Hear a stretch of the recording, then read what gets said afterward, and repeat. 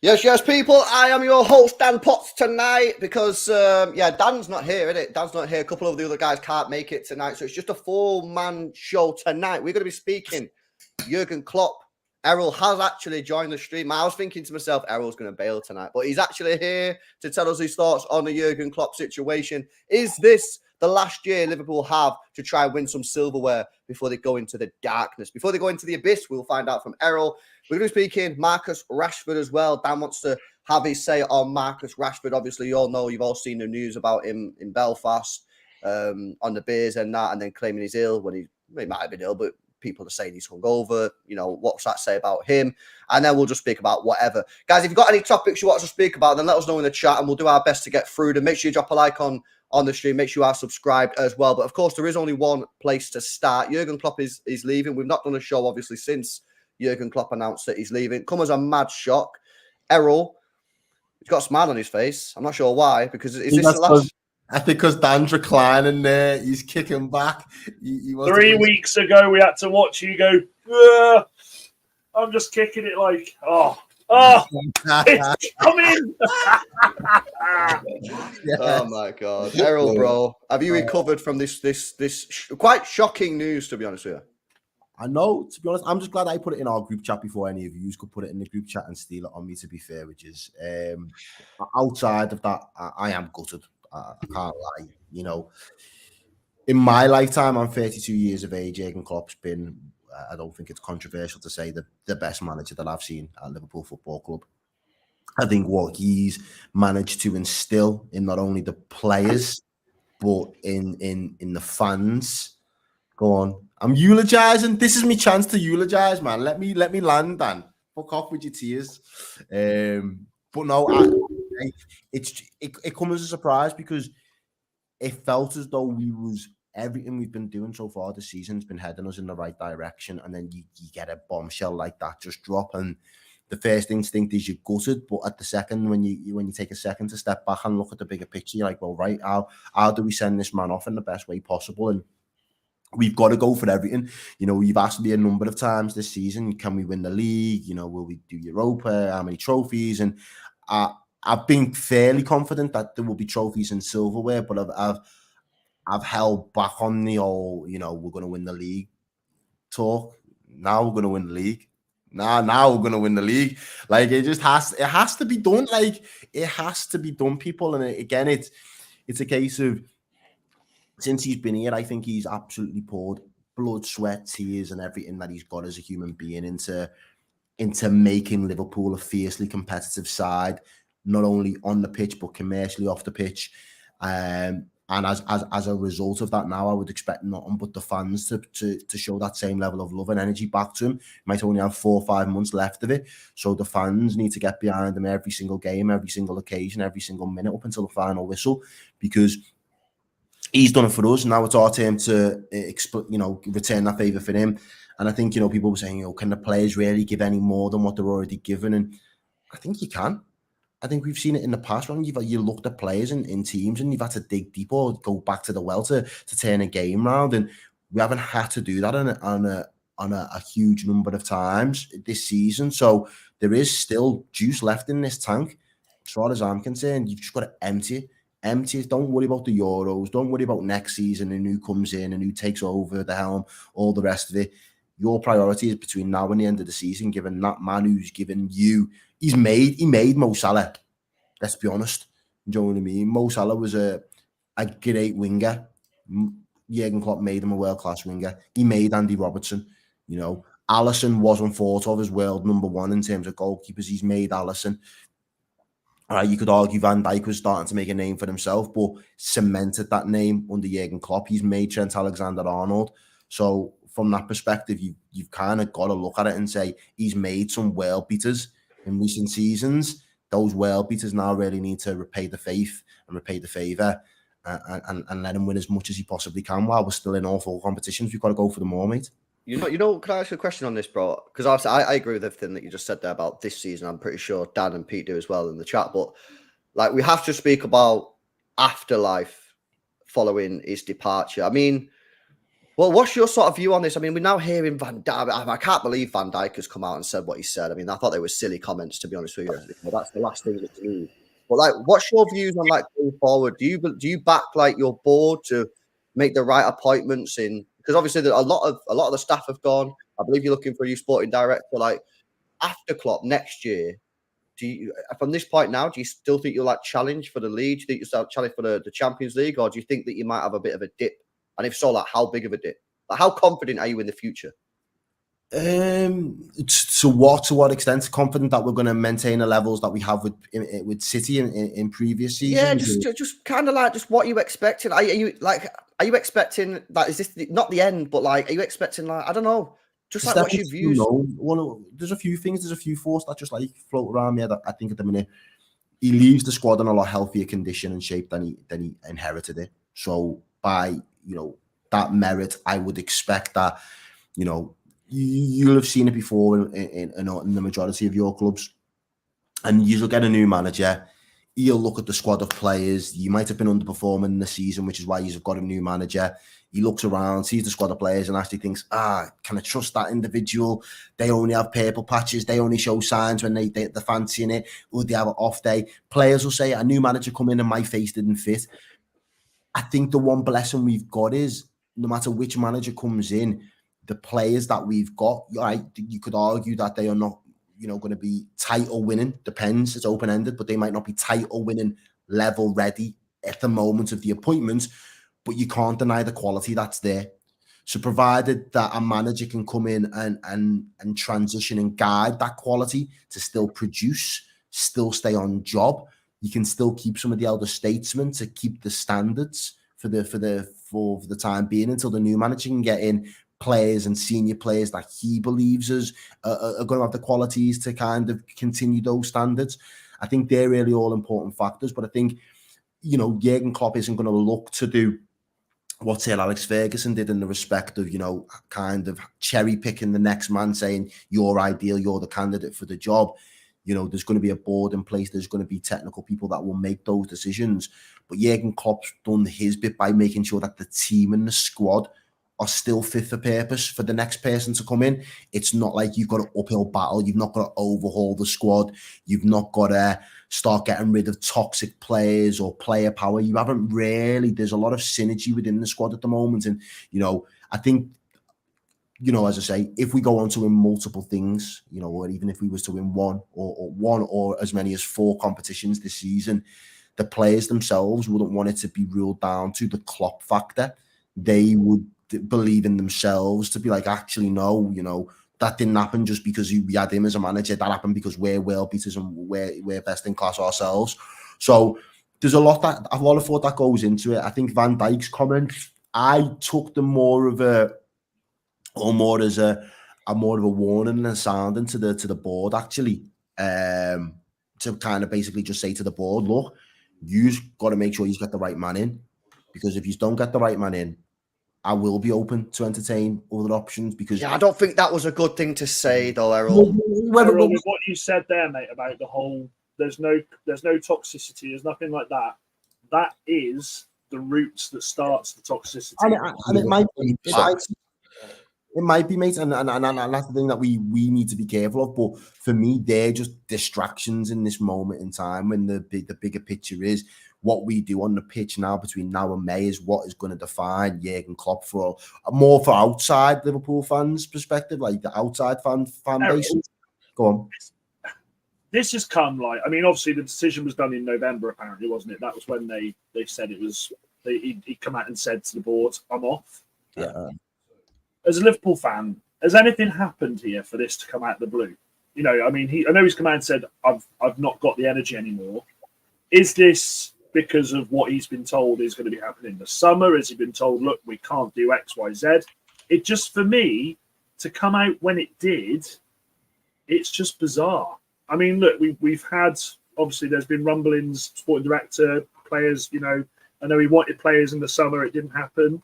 And he's done and look, make no odds, I can't stand Liverpool, you know that, but make no odds, what he's done this season with that team has been phenomenal. 1 loss all season. I think you haven't looked incredible all season. What you've done is you've gone about and just done your business quietly, and then all of a sudden we're sat here saying Liverpool are 5 points clear. What the hell? Do you know what I mean?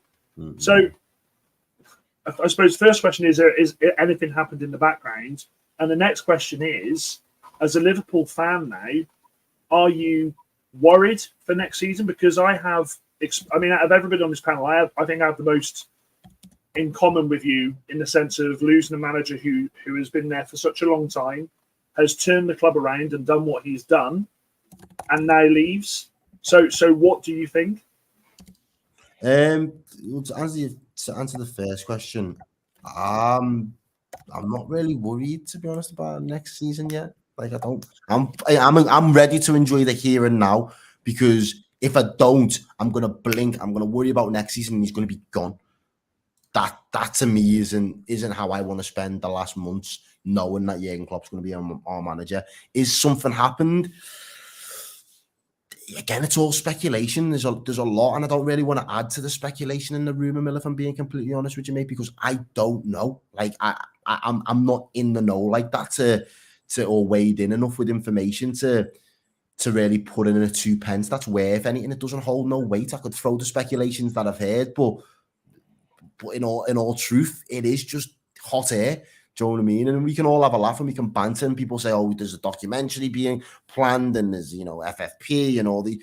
There will be a combination of things, and it may just be down to the fact that, all right, probably the only little bit of a carrot that I might have heard was family over in Germany. I think he's become a granddad in the last 12 months.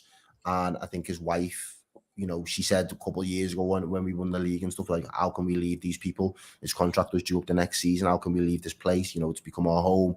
But I think the feeling is that they do want to go back home now.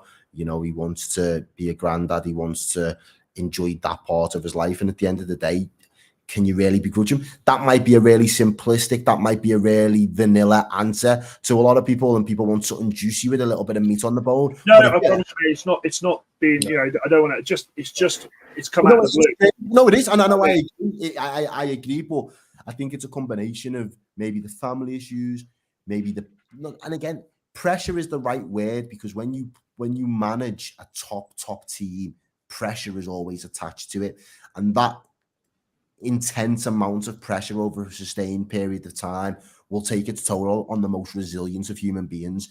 And Jurgen Klopp has shown that, because, again, I know Pete's got his reasonings for not particularly liking his style and his approach with certain things, but we're fans. We're meant to give it to other managers. We're meant to give it to other players. That's our job first and foremost. Support our team, give it to other teams. That's what we're here for. But the media have given it to Klopp at times. The FA have given it to him at times, the PGMO, a lot of institutions and a lot of things, the board, the pressures of having to work, not necessarily on a shoestring budget, but he's had to work within, rigid constraints for a long period of time. All of that just adds to pressure. And, people will say in the chat that it is what it is, and they'll want to laugh, but mate, I've had the best football years of my life with Jurgen Klopp, so you can't banter me about my manager. Me and my manager are banter-proof. This period has been golden for us. This has been an era that I will look back at for the rest of my life fondly, no matter what. Do you know what I mean? There are still things that we can accomplish, but ultimately, I think Klopp as an individual has just got to a point in his life where other things are more of a priority than necessarily. Yeah, I think you just got to take it at face value, innit? You know what I mean? You got to take his interview at face value. He said he's tired, and like you say, there's sort of other stuff going on in terms of his family or whatever. I don't think it's right to start like speculating about what's going on. But yeah, interesting. Pete, I want to come to you on this, because you're obviously a team that obviously wants to win the league in the future years, but before that, you need to become sort of a established sort of top 4 team. That's typically, I'm not saying that's how you have to do it, but that's typically how teams do it. Yeah. You must look at this news and be like, fucking buzzing. Like, that's one less team that is guaranteed top 4. I mean, is that right? What's your sort of take on this from a Newcastle point of view? That's exactly why I'm buzzing, mate. I'm not gonna lie. Like, we've had our banter, me and Errol, about Klopp and all the rest of it, and like, Klopp's a world-class manager, elite level manager. What he's done for Liverpool has been unbelievable. From where they were to where they are right now, like, he has done the best job. One of the best managers the Premier League has ever had. I've just not liked the way he's spoken about Newcastle and brought Newcastle into a conversation that didn't need to be brought in. That's my only issue with him. But other than that, he is superb. And what did he say? Sorry, can you educate the people who don't know what he said? Because I don't know what he said. No, it's just it's bringing Newcastle into conversations about when we first got taken over, about we didn't have any ceiling and we could spend on whoever we wanted in making us. It is always in reference with Man City. He started bringing Newcastle's name into it, and I just didn't like that. Personally, I didn't like the way he would throw those little like sort of Newcastle digs in there. And just bring us into a conversation that didn't need to be brought into. But besides that, elite level manager. Hearing this news, my first reaction was amazing, like, because we've now got an opportunity. If Liverpool's next manager doesn't hit the ground running, we've got now an opportunity to try and first of all bridge the gap, because there is one this season. There wasn't last season. There is one this season. Can we bridge the gap, and then can we sustain it to ensure that we're taking those positions, just like we did with Tottenham last season? Can we go and do that again? So for me, I'm looking at that. I'm thinking an elite level manager going, whatever manager comes in is not going to be at his level. So that gives us a chance. That gives us a chance to bridge that gap. And for me, I'm buzzing with that. And I'm not going to lie, I was even more buzzing to hear Virgil van Dijk's comments. Like, I know, Errol, you're putting kind of you're trying to play it down a little bit. For me, as a Newcastle fan, hearing that's music to my ears. No, I wouldn't even say play. I want your. Yeah. I wouldn't even say I'm playing player to come out and tell the whole world that you're not sure whether you want to be there anymore. That's music to my ears, and if that's music to my ears, that's got to ring alarm bells. And I know it has. If social media is anything to go by, the Liverpool fans ain't happy. They're not happy about that. They're worried as well as not happy. Like, it was the worst possible time you could do that. Liverpool fans like yourself, Errol, just kind of coming to terms with the fact you're losing an elite level manager that's transformed your club, and then he goes and throws that little bomb in there. I thought it was shocking, Pete. I thought it was shocking. I can't believe he's done it. As someone as experienced as him, and someone that's at the top of their game, media trained a lot, to come out and say that. I've got a theory of why he's done it. I think he's put it out there because I think he's trying to send a message to the ownership to say, you need to go and get the absolute best manager to come in and take over the club. That's what I'm saying. And I don't have a problem with that. I don't have a problem. Because he's got to be the voice to do that, though. He's the only one who's got the clout in that team to be able to say, why can't he do it behind closed doors, Errol? Why can't he go to the owners and say, by the way, mate, if you don't invest this live in summer... a social media age, the of social I get what you're saying, Errol. I get what you're saying. And this is why I think he's done what he's done. And I agree with what you're saying. Go do it in June when you've got 3 trophies in the bag. Go do it in June when you've done the quad. Yeah. Go do it then. This goes back to what I asked, Pete. Sorry. This goes back to what I asked. Is there something that's happening behind closed doors that we don't know yet? No, I don't think causing this? I don't think so. It might make you think that, and I would understand that. But for me, I just think it was a really poor choice of words to say at this moment in time when you're in a position of already trying to come to terms as a fan base and as a club. To do that is just adding more fire to an already kind of lit up moment for Liverpool. And it goes back to my point. At the end of the season, when you've got 3 or 4 trophies in the bag and you've won all the ones that you wanted to win, then go and say it in June to say, look at what we've won.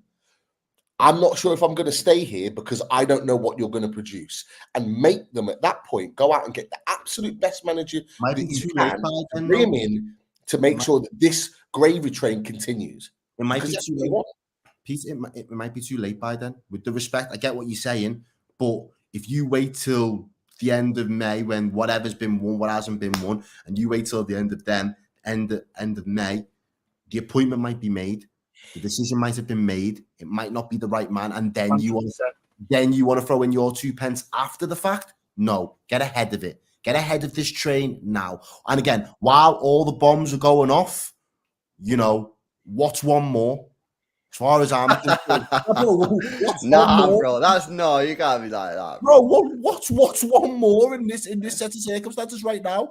No, because that's not the way it goes, bro. Errol, your best manager, you're telling me he's the best manager you've ever seen, has just announced he's leaving midway through his season, at the end of the season, complete shock to everyone. And then your greatest, arguably one of your greatest, if not your greatest ever defender, your centre back, Virgil van Dijk, then comes out and says, "Oh, I might not be here next season either." And there's already speculation about Mohamed Salah. Like, no, I get what you're trying to say, and I appreciate your point of view. And obviously, you're going to try and put like a positive spin on it. But I'm telling you, that is not. He shouldn't have done that. He shouldn't have done that, in my view. But listen, that's fine. Again, it's open to interpretation. I just feel as though at this moment in time, if he's going to say that, obviously, I'd love him to say, "No, I'm going to stay," and give that reassurance. But you're only going to piss off one set of fans. Am I asked that he's pissed off a City fan, a Newcastle fan? No. Do you know what I mean? Like, it's not pissed me off. I just don't think it was a wise thing to say. I'm not going to lie.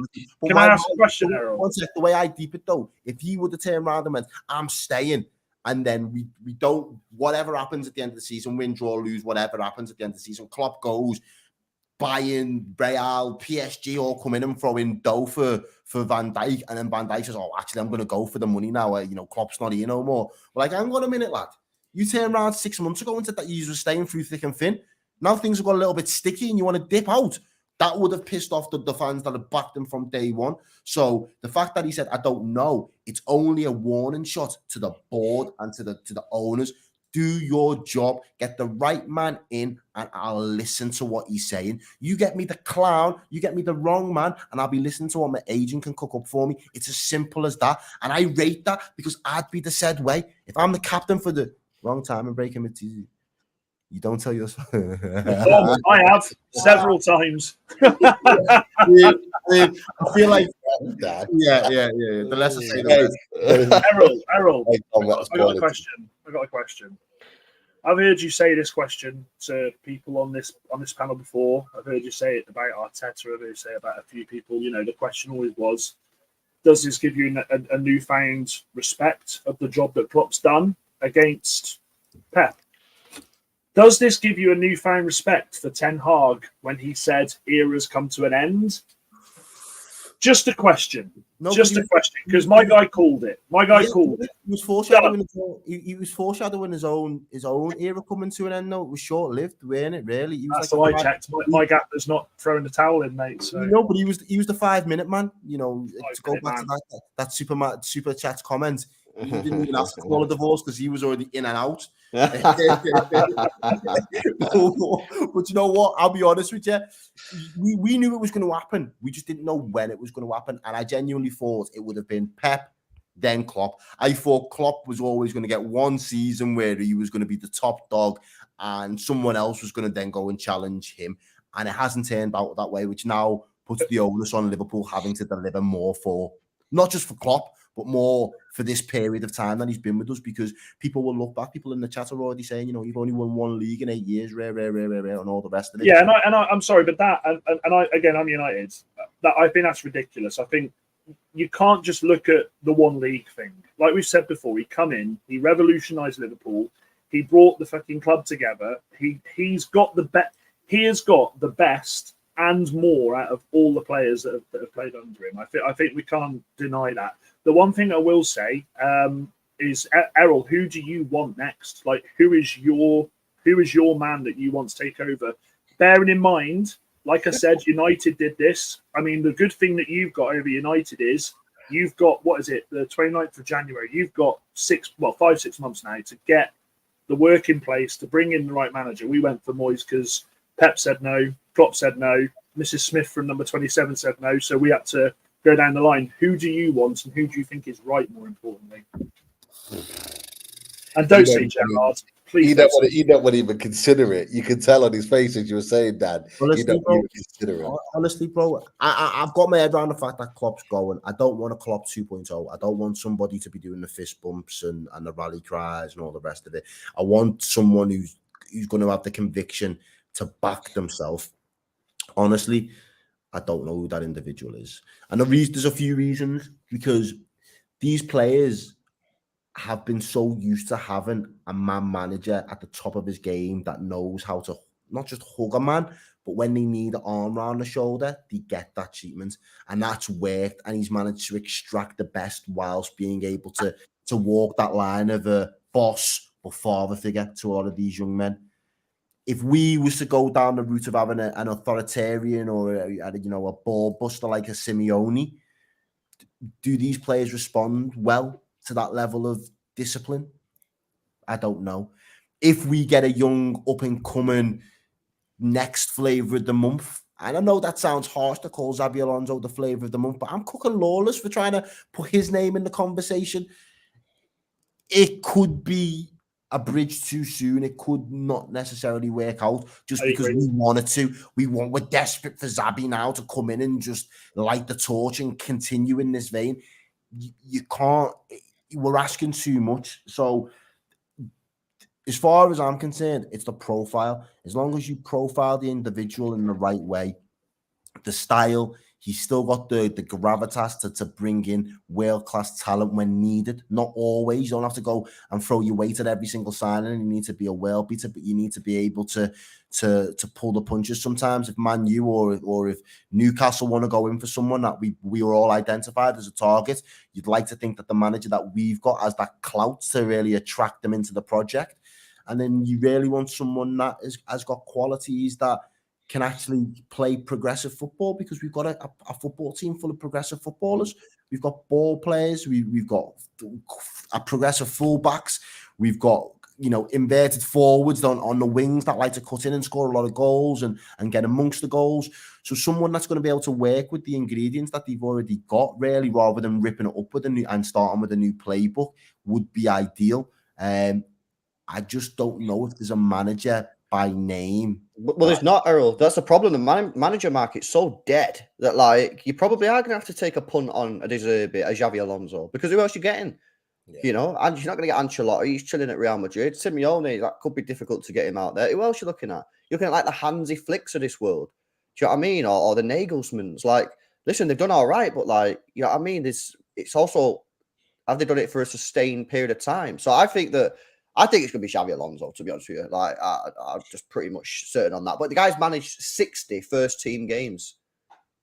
So it's a risk, man. Yes, he's tearing it up right now, but, at the end of the day, it is a short time. But listen, guys, let us know your thoughts in the comment section. If you're watching this back on a replay, let us know your thoughts in the comments down below. We are going to move on now to Marcus Rashford. Dan, can you give because some people in the chat might not fully understand, can you give us a little bit of a recap of the story over the last week on how it's developed and why it's why a lot of United fans are not particularly happy? Yeah, so Marcus Rashford, the main man, the man who's on the big bucks at Manchester United, the player that we all thought, should I say, was going to be the guy spearheading, taking us to the next level. He had a decent season last season. Made himself look a complete clown. He's already been into disciplinary issues this season, and that was when he went out after the City loss. When City, as me and you spoke about this, LB, could have beat us 7 or 8 that day. You read the room as a professional footballer, and he went out. He chose to go out. He was pictured out. Blah blah blah. Thursday, goes out in Belfast on the lash. Calls in sick the next day for training. Now, for me, exactly, Pete, exactly. This reminds me of when I had a part-time job at Tesco's when I was 18, and I used to go out on the lash on a Friday night, and I think, I ain't going to work today. Oh, not a chance. My head's banging. And I called in, and I said, I can't come in. This is horrendous. In a day and age where photographs are spread quicker than rumours, this man, well, no, he's not a man, he's a child. This child decided to do what he thought was right and go above the rules that are set there for him. I think I've seen this coming a long time. We spoke about bad players with mentalities in the Manchester United dressing room, and I think more than ever this season, Marcus Rashford has proved to be one of them. He had his little niggle when Sancho left to go to Dortmund. And I think the disciplinary issues we've had with him have been absolutely diabolical. He's gone in for a meeting today with his agent, his brother, to have a chat. There's been no news yet as to whether he's going to be suspended for the Wolves game. For me, I actually think he should be kicked. He should be fully fined, and I think he should be kicked out of the first team for the next couple of weeks. Look, Man United aren't going anywhere this season in the sense of challenging for a title. We're not challenging for anything. The FA Cup yesterday against Newport, we got through 4-2 with our strongest 11. This is the time now where the ownership coming in, the new board, all of this, and Ten Hag have to take a stand. This is the type of player that can no longer rule the roost at Manchester United. This person thinks that he doesn't think. He knows he's bigger than the club at the moment. He knows that no matter what he does, he will not be reprimanded for it. That has to change. Has to change. You don't see. You just. I can't. What's this? Hey. Yeah. Exactly. Unbelievable. So for me as a Manchester United fan, look, I've seen some greats come and go in this club. Jaap Stam, David Beckham, Ruben Nistelrooy, Ronaldo the first time. Okay, Roy Keane. The club goes on. That child is nowhere near any of them. Okay, nowhere near any of them. Yeah, he's won a couple of trophies along the way, but like I said on my TikTok today, this guy is in danger of just becoming a statistic. No football fan, nobody on this chat, nobody on this panel can sit here and say that you would take Marcus Rashford in your 11. Not just your 11, your squad. Because the simple fact is he has a poor attitude. He turns it on every once in a while. It's not good enough. So for me, if I was Sir Jim Ratcliffe, if I was Barada, if I was the new director of football coming in, I would be saying, okay, we deal with this now for the rest of the season. In the summer, we sell him because someone will buy him. A PSG will buy him. There's no denying that. Saudis will buy him. We take the money, we shake hands, and we say, see you later. Because he will not go anywhere else. There is no club he will go to where he will win the accolades he thinks he should be. Okay? There's nowhere. City, obviously the City United thing's a rivalry, but the likes of City won't want him. Real Madrid won't want him. Barca won't want him. He won't go to Italy. He will go to France and win a couple of Ligue 1 titles, and he'll go to Saudis. That's as simple as that. But for me, this has to be, if this is the new dawn of Manchester United, if we are now doing things the correct way, we have to handle this the correct way and take no fucking prisoners and just get rid. Yeah, well, first of all, I would say this is United's own fault. Yeah, as you've seen the thing before, you give him a contract until 2028. You made him the 8th highest paid player in the Premier League. Yeah, when you've just said none of us would take him at our teams. Yeah, he's an average player. On his day, he's a good player, but he's an average player who can turn it on once in a while. The problem is now, you've made an environment for these players that wants to get the contracts. They all play for the contract. Everyone knows now, Man United might be different now going forward, but in the past years, everyone's known that, if I turn up here, have a good year or two, they give me 300 grand a week. Yeah? And that's United's own problem. Why did you pay Sancho 200 and odd grand a week when he was on like 80 at Dortmund or whatever? You pay players too much money. You give them too big a contracts, and now he's chilling.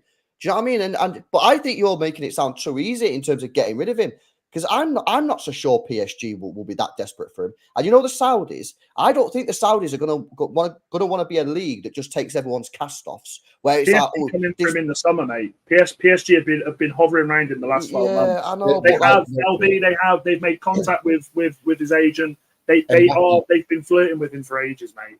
Mbappe's gone as well, boys. In the summer, he'll go to Real Madrid, so they'll see that as a high-profile replacement. Like it's not to us. It's not to us, and our reactions, I think, are fully justified. But for someone like PSG to lose Mbappe and to get someone like Marcus Rashford in would be seen as a positive move. Like in terms of replacing him, someone that's high-profile in their eyes, and would make the fans happy. But for me, I genuinely see him with Ronaldo at Al Nassr in Saudi. I wouldn't be surprised either to see him go and play over there. The guy is, to be honestly, and I know we don't normally talk about this player, but I genuinely believe that if whatever happened with Mason Greenwood didn't happen, I genuinely think they'd have sold him before, because I think he would have been Marcus Rashford's replacement, and I genuinely think they would have just let him go. But this is part of the problem, Dan, for you, is that you've got these new part owners in that are making these changes behind the scenes, but you've still got these type of players that you're going to have to deal with that are on contracts. Because let's face it, if Marcus Rashford turns around and says, "I don't want to leave," you've What got are you him. gonna do? And you're keeping him. And someone put in the chat from a Newcastle perspective, because something similar happened with Ryan Fraser. It's not on the same level, but Eddie Howe put him in with the reserves, completely isolated him from the first team, and said, "You either sort yourself out or you're gone." And we ended up shipping him off to Southampton. It really does need to take that, because this is not the first time that Marcus Rashford has took the absolute mick out of the club, as you've already mentioned, Dan, and it's happened time and time again. And if you don't come down hard on him and really make a statement, like even if it's for the next month or two, you're training with the under-21s, you earn your way back into the team. You're not just going to walk back into this team. It sends a message to the rest of the players in that squad, and a message to him that no matter how good you are, you have to toe the line at this club. Like, there is no way that Alex Ferguson would have been gone years ago under Alex Ferguson. He wouldn't have even been nowhere near this Man United team. Yeah, Ten Hag can't do that though, Pete. He doesn't have the authority to do that, in my opinion. I agree with what you're saying, but I don't think Ten Hag has got the ability, the backing from the board, the fans, to be able to do that. I just think he's like, LB, don't rest on the United fans, because United fans are they are starting to turn now. United fans have had enough of this. Okay, they have had enough of the poor. Sorry, my camera's crap. They've had enough of the poor performances this season. They've had enough of the background noise coming from it. And you say that Ten Hag doesn't have the backing. Didn't he just ship out Sancho for months and just banished him? The guy was eating his lunch at Old Trafford from a fucking lunchbox. Yeah, but that's not really worked out for him, though, has it? Because you're eighth. No, but it has, in the sense of we're getting rid of a player that has been toxic in the dressing room. I would happily take this, LB. LB, we have had a shit season. This season has been appalling. I would quite rather take a couple more months of crap like this going on, get an end product of losing these players that are causing nothing but trouble behind the scenes. And listen, I don't necessarily disagree with that, but I think if you do that, which by the way might be the right thing, because there's a lot of players at that club that need to go, yeah, and it's not just Rashford, but you got to be more strict. But if you do that, I mean, your season's already over, but it could get a lot worse. Because he needs to go, players like Maguire need to go, other players need to go. You need a complete reset of that football club. He should have done this, by the way, with Maguire and McTominay in the summer when West Ham come calling, and I believe that Harry Maguire and Scott McTominay said, "No, I don't want to go there." He should have said, "No problem, then you're with the reserves."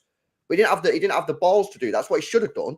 And I agree. I'm not disagreeing with what you're saying, because I agree, but I just don't think Ten Hag can do that, because then I think it gets worse, because then you've got one less player and you're already eighth.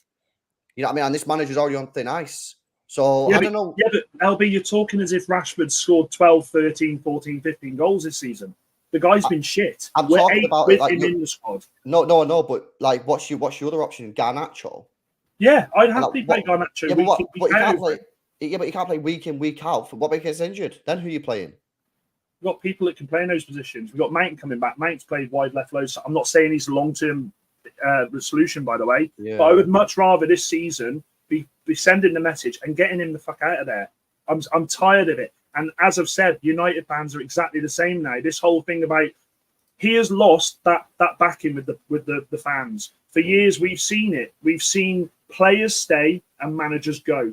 We've seen the same players stay. I don't think this happens this time, LB. I really don't. I don't see it happening.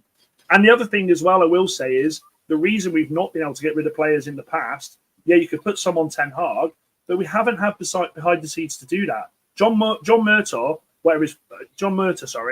couldn't give away a ticket to Florida, mate, all expenses paid. He didn't have a clue what he was doing. Now we have to trust, and I hate the term, as Scott Rams put there with the winky face, trust the process. That's what we have to do now. We have to trust that what's being built in the background will provide the complete plan for the future. We have to. Simple as that. Because at the moment, I get what you're saying. Yeah, we can't bomb him out. We're eighth at the moment, but he's been in that team. He's got 4 goals this season. You know, one of them was a mercy penalty from Bruno. Okay, another one wasn't really his goal. It was an own goal. I'm done with him. I'm absolutely done with him. I've never been so frustrated with a player. Anthony's Anthony. He frustrates me, but he's shit. Rashford is one of those players and we've all had them. They've all come through our doors. They have the ability to be world class. They have got the ability, but they don't have the mentality to match it. Pep brings in players. Klopp brings in players. Yeah, they've got ability, but he brings them in because of their mentality, because they come into a system, they take that system, and they're the sort of players that can look around the pitch if they are in the doldrums and say, you fucking stick with me, this is what we're going to do. Marcus Rashford isn't that. Marcus Rashford isn't that.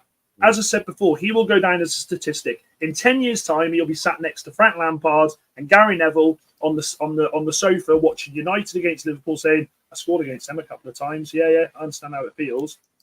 Simple as that. Would And also, if he goes to the fucking Euros, that is the biggest joke ever. And you shake. It could happen though, because Southgate will. You know what Southgate's like. Yeah, Southgate's an idiot, man. I was going to ask you, would you put Rashford alongside your Martial situation in terms of just being an absolute flop? 100%, mate. And don't forget, Marcus Rashford and Martial have outlasted Van Gaal, Jose Mourinho, Oli, Ranić, and potentially Ten Hag if he goes into the season. And it just goes to show that everyone put all of this on Paul Pogba. You know, especially with Mourinho when it came in, he got the brunt of everything. He was the reason why everything was going wrong in behind the scenes, all the rest of it. He leaves, problems still arise. Oh, it's Jesse Lingard's fault. He's the reason why. Get him out, problems are still around. But this is the other thing. Now it's Rashford. Like all of these guys are responsible. They're all responsible. Okay, but how much have the press come for Martial in the past? They have always gone for him. Yeah. How many times have the English press gone for Rashford? They never do. English fucking bias as always, and it's the way it's been for a long, long time. No longer can we back these players anymore. If you're not good enough, if your attitude stinks, there's the door. Simple as that. Yeah. No, listen. Just to clarify, I don't actually disagree with you. I just don't know if you've got the minerals to do that. That's what I'm saying. But yeah, listen, again, it's an interesting sort of take. Errol, I don't know if you're all right to talk, bro. Or you still sad? I look at him. No, I'm good. I was listening to it still. Nah, do you know what? Excuse me. It's an embarrassment. You're a professional footballer that is paid, and yeah, you've done your bits for your community and for your people and from where you're from, and I think you've been given a lot of flowers and respect for that. But you're a role model at the end of the day to a lot of people, and a lot of people would do a lot of madness to be in your position. You're in a high position of privilege, and to act that carelessly without any thought to undermine. You're not really just undermining your manager in that position, for as far as I'm concerned. You're undermining the club and the badge that you play for. And I personally, and I think me and Dan said before, you know, the comparison between his relationship with his club and mine is probably the closest out of the panel. But I'd be disgusted if that was Trent or Curtis Jones. You should know better. Fuck what the foreign lads want to do. Fuck what the other English fancy party boys, you know. You might have a Jack Grealish type character in the mist that are just like, oh, I'm British or, you know, Irish, whatever. I don't want to upset anybody in his circumstance. But because I'm from here, I can do what I want. No, you're a Scouser and equally you're a Manc. You know the levels. You know what it takes. You know that your people will not stand and tolerate that nonsense, because that's not a good look. And I'd be properly pissed off. And the thing is, I threw Jack Grealish's name in there. Jack Grealish got pissed up after winning the fucking treble last year and deserved it. Absolutely deserved to be living his best life. Yeah. So there's no salt, there's no shame. And got peppered, by the way. He probably did, but he deserved it. Go and no, I'm not. I agree.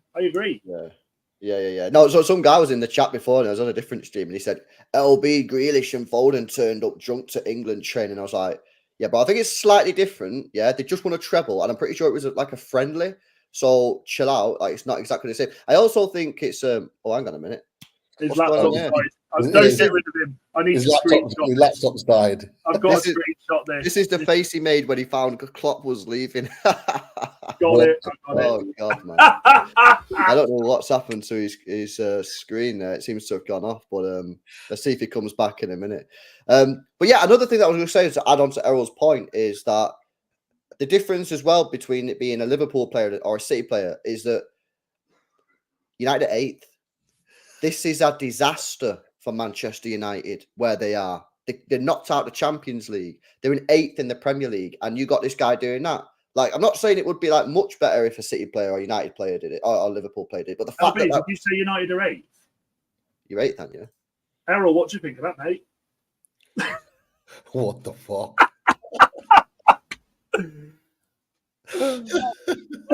Full screen. Oh, it's because he's left. Well, yeah, listen, that's certainly an interesting one. Again, guys, let us know in the chat what you have to say about this Rashford. What do United do with Rashford? I mean, they've only got limited options. You know, people can talk about throwing him in the under-21s, but at the end of the day, he's on £350,000 a week, and he's got a contract until 2028. So, you know, if you throw him away in the under-21s, you're going to have to find a buyer. Furthermore, if you do that, I think you've got to accept as well that you're going to get a lower transfer fee because you're not in the negotiating your power. This is the same thing that happened with Sancho. I don't care. Get rid of him. Well, maybe, but especially, you know, this day and age with the FFP and that, you need as much money as you can possibly get, you know, to be able to balance the book. So, listen, it'll be interesting to see what you do. And then with that though, are United not potentially this summer looking quite cushy with that because Sancho's going to go? Okay, we're not going to get anywhere near what we paid for him. Greenwood's going to go. That's going to come with a fee. He's had a decent season at Granada. Rashford potentially going. That could potentially be a lot of money. Also, when you think about it, the wages that they're on as well, the two of them, potentially. Okay, it's short-term pain, long-term gain. Well, Sancho, Greenwood and Rashford, that would be money straight to the profit because they're academy players. Sancho, you'd probably have to incur a loss because you're going to sell him for a lot less than you actually bought him for. So you'll accept a loss at that point. But yeah, maybe you'll be fine. I don't think anyone truly knows what's going on with FFP these days, which is a little bit frustrating. But we kind of need like a Twitter account that just constantly monitors club. I mean, this is depressing to say this, but like just to constantly lets us know about club finances, so you actually know how much your club can spend and what's going on. But the fact football's got itself into this state is just, in my opinion, ridiculous. We're going to wrap up in a minute, but just a quick one. Dan, you managed to beat the mighty Newport. It was at one point not looking so good, but you got there in the end. Stunning, mate. Anthony, world beater. When we paid that 90 million, I said, watch him go and score now against Newport County. What an absolute joke. On his knees, praying, load of rubbish. It's the FA Cup, LB. It happens in the FA Cup. You know, we saw Chelsea when they're at their pomp go out to fucking Bradford 4-2. Teams, it's the FA Cup. These lower league clubs go there and give absolutely everything. Now, yes, I understand United put a strong team out there. But at the same time, United had to, didn't they? This is our only chance of winning the competition. I thought the first goal for Newport, it took a bit of a deflection, was a stunner. It was nice to see Biandar play. Obviously, Onana's on his way back now because Cameroon are out. So I'm happy about that. I bet you are. Yeah, you're happy, are you? No, definitely not. He's crap. 0% save percentage. Yeah, that's wild. That is wild. He's actually just a shocking goalkeeper, isn't he? Like horrendous, and especially when we see De Gea's off to Saudi today, isn't he? He's is it? He's signed. I think he's signed for 6 months. I think, if I'm not mistaken. It's a mess. But do you know something? I fully expect us in the summer to perhaps do something with that as well with the keeper situation. It wouldn't surprise me if we saw Onana bugger off somewhere. It really wouldn't. We're never going to get the money we paid for him, of course, but we just have to see what happens here. Yeah, and. Pete, you got a 2-0 win at Fulham, which is, Fulham are a decent side, man. You know what I mean? So, yeah, you into the next round? Good record. They've got a good record at their ground this season. So to go there, well, we weren't at our best. We didn't play our best, but to be fair, it's either been this season either play exceptionally well or exceptionally shit. So it was nice to be somewhere in the middle and still walk away with a comfortable 2-0 win.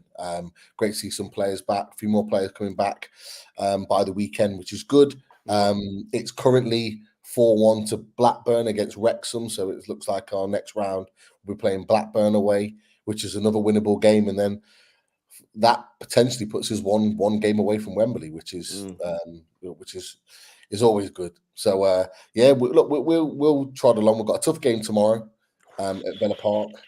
Big game. That's a big game, that, ain't it, man? The big one, yeah, the big one. Because by the way, if you beat or draw that game, Aston Villa have only got 1 win in the last 5 if they fail to win tomorrow. A lot of Villa fans. I did my preview yesterday with Rich, who's been on here before, and he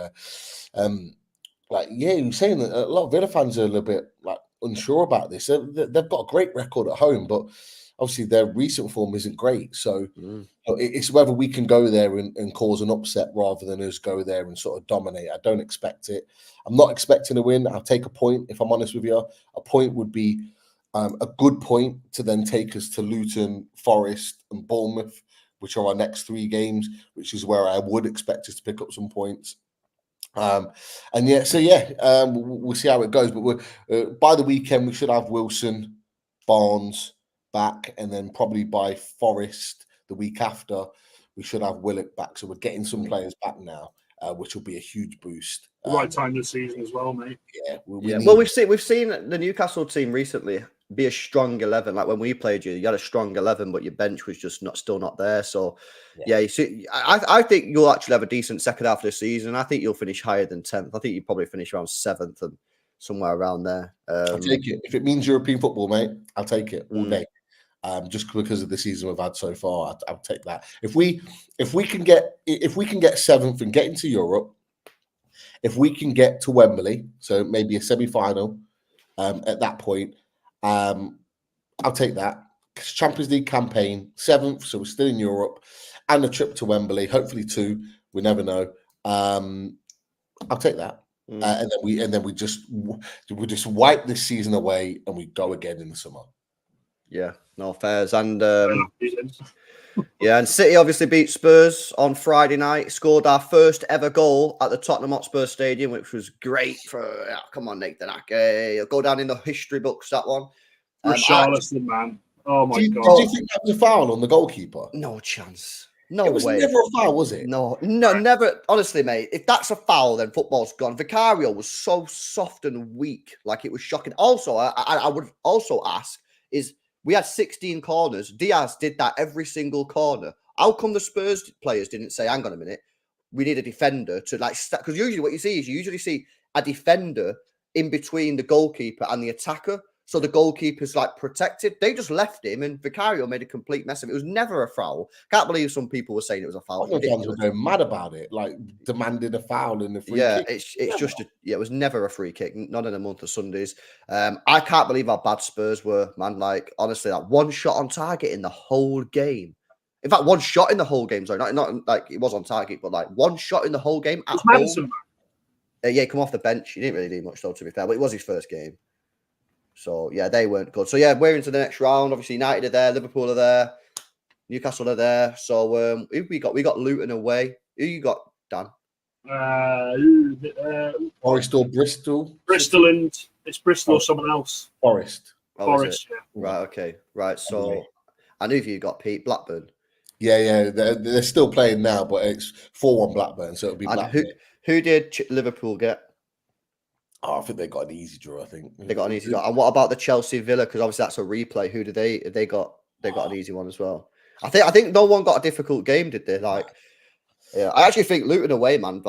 We've had a lot of teams have struggled at Luton away, man. So that's a lot of people went, oh, City got an easy draw. I said, hang on a minute. Watch the Luton games at their place this season. We only scraped a victory. They beat Newcastle. Liverpool drew. Have you played them yet, Dan United? Who? Luton. Luton away.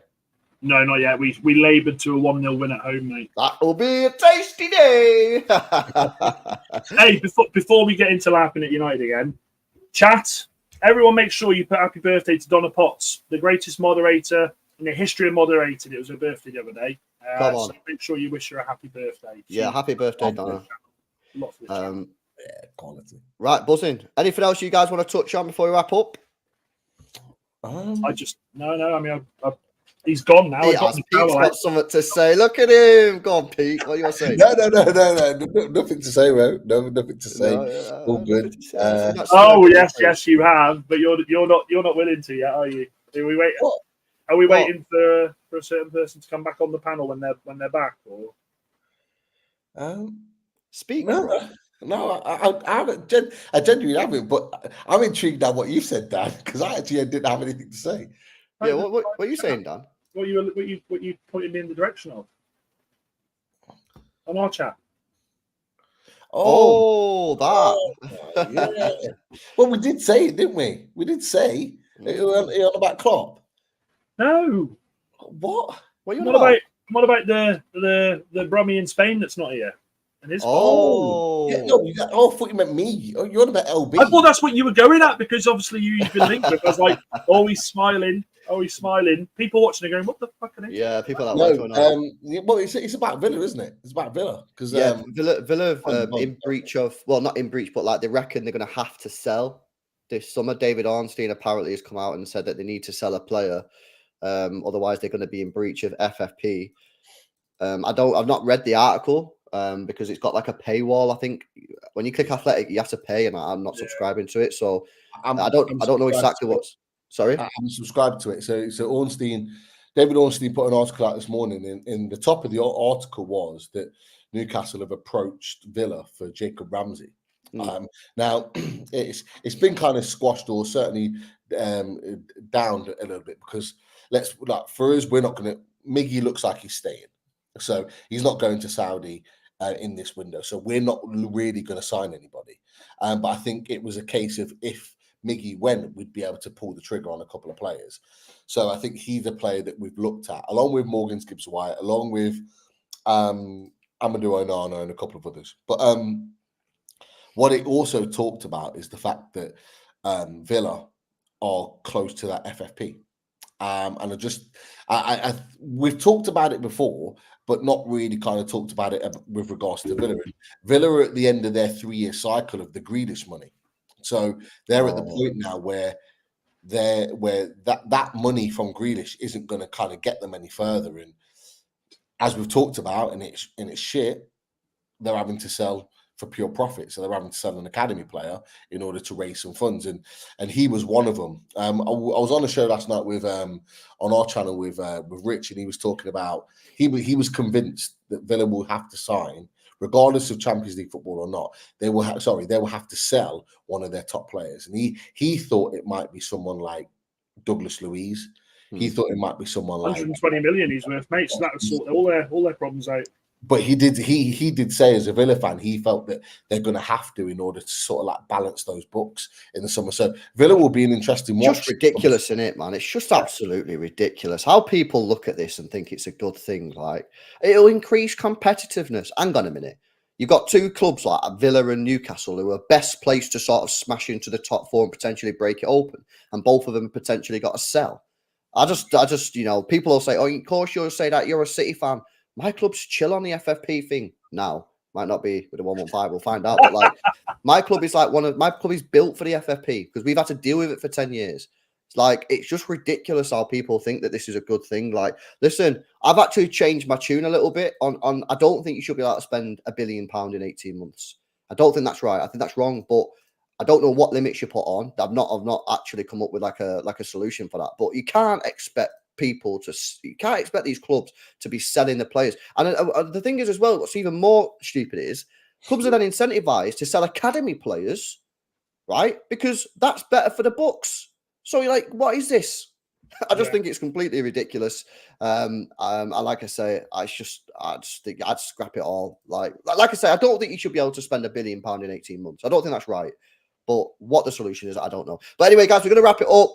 If you're watching this back on the replay, then let us know your thoughts about everything that we discussed today in the comment section down below. Let us know about Jurgen Klopp. What's going to happen to Liverpool going forward next season and season beyond that? Marcus Rashford. What should Manchester United do with Marcus Rashford? And FA Cup. What you're saying on that one? So everyone in the chat right now watching live, hopefully you've enjoyed it. If you did, make sure you smash a like. Make sure you subscribe to the channel as well if you're new. And guys, we'll catch you again next week. See you later.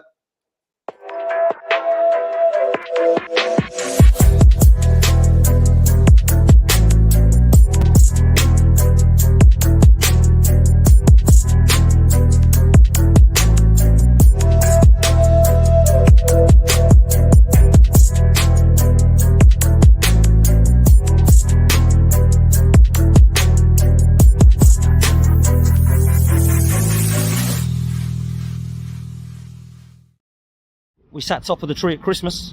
By New Year, we're fourth.